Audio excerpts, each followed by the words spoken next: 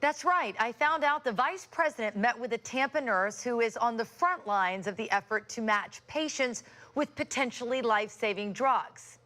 Researchers are trying to fast-track the most cutting-edge treatments to cure cancer. The problem is matching patients to trials happening now. But there is a law before Congress called the 21st Century Cure Act to change that. Patients right now, when they're looking for clinical trials, they have to look on their own. And each of their pathology is completely, it's like a fingerprint to them.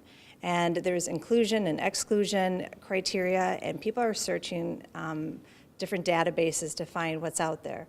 What this is going to allow is that they will be pre-registered in a central depository for clinical trials. And when the clinical trials come up, they'll be notified. Susan Shearer is the CEO of Cancer Guide Solution. Here are pictures of her recent trip to Washington, D.C., excited to be part of a small pool of oncology nurses invited to help push through moonshot-supported laws and share ideas on how to implement them, all the way to meetings with the vice president. It was wonderful to see him, and in fact, he kept saying, well, I don't want to spend any more of your time, and we're like, spend our time, it's no problem. Shearer will continue her fight on the front lines, but says she can't do it alone. Contact your representatives. You have to do your part too.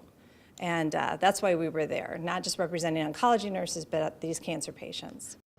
Another issue Shearer is tackling is hospice care. Right now, patients receive that care just days before death. So Shearer is also helping to support a law that would push for palliative care, bringing in hospice care much earlier for cancer patients. And that, of course, would include more hospice education and training.